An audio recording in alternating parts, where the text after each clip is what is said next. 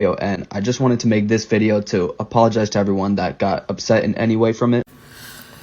So, if you go back and watch his whole video, the apology does get better, but I am starting to realize that this is perhaps a cultural difference in terms of how apology and how reconciliation is done. Because I'm sorry if you got upset is something that I find that that white people do a lot when they don't understand how they've been.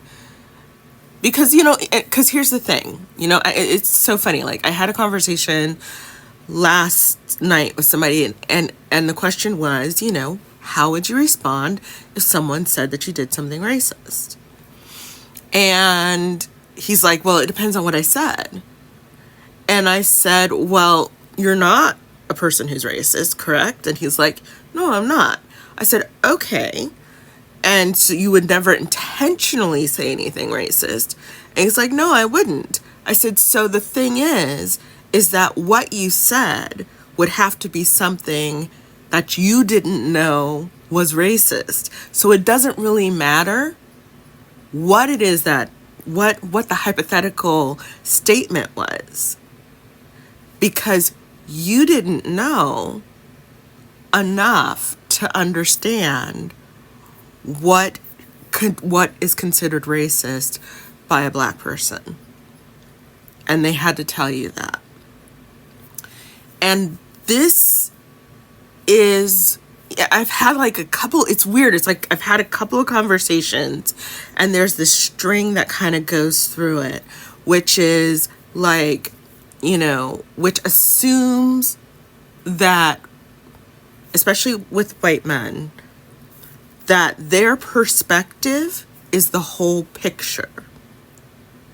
So we get apologies such as, the person, I just have to remember that people perceive things differently, without understanding that it's not just an individual thing. Like, for instance, we talk about civility and stuff like that and polite conversations, et cetera, especially when race gets brought up and people start to get annoyed. But here's the thing, is that amongst each other, we understand how to have these conversations. And yeah, they might get hot, and yeah, they might get nasty or whatever, and people might, not talk to each other anymore or whatever. But we have a basic understanding of what kinds of behaviors are considered disrespectful within the culture. Black women get talked over a lot. Like, people act like your mouth isn't even open. Black men do it to us.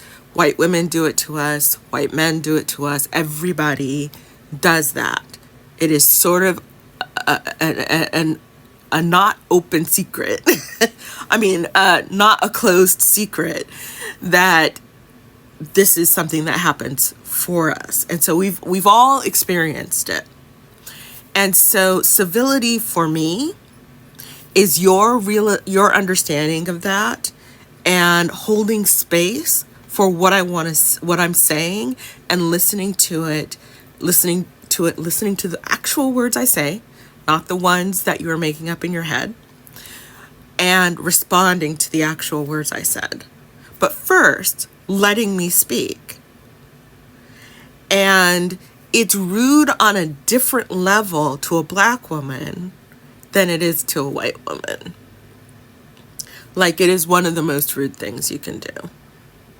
But most people, because when we started talking about civility, et cetera, we never really asked people of color who, black and indigenous people on this land, what they considered to be offensive and uncivil to them.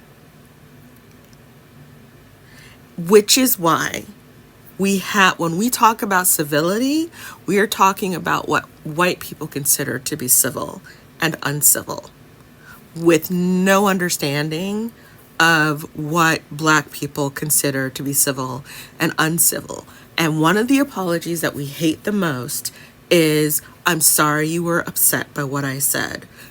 Real Geek does a better job later in the video by just saying, I was wrong, etc., etc. And so I feel comfortable like stitching his video, and because I don't like to beat up on people when they're apologizing unless they seem insincere. If he had been sincere and just doing it badly, I probably wouldn't stitched him. But do go back and watch the video, and towards the end is the best spot, which is where he says, I didn't know what I was talking about. I did the wrong thing. I'm sorry. Because when you say to I'm going to say a black person, I'm not sure how other people of color feel about this, but when you say to a black person, I'm sorry if what I said upset you, tends to give the impression that it's all in my mind that what you did was offensive. And I understand why it's said that way, because for most white people, the way they perceive the world is how they think the world is. Their values of what is considered civil and uncivil and polite and impolite are the values for everybody, when without understanding that they are here with many cultures and groups of people who see things radically differently. And when it comes to, especially in America, not even especially in America, but just period, when it comes to civility and incivility, we have black and indigenous people on this land have very old, very intricate standards of civility that are every bit as intricate as those that, far more in some ways intricate than those that we've been forced to accept by white people as a whole.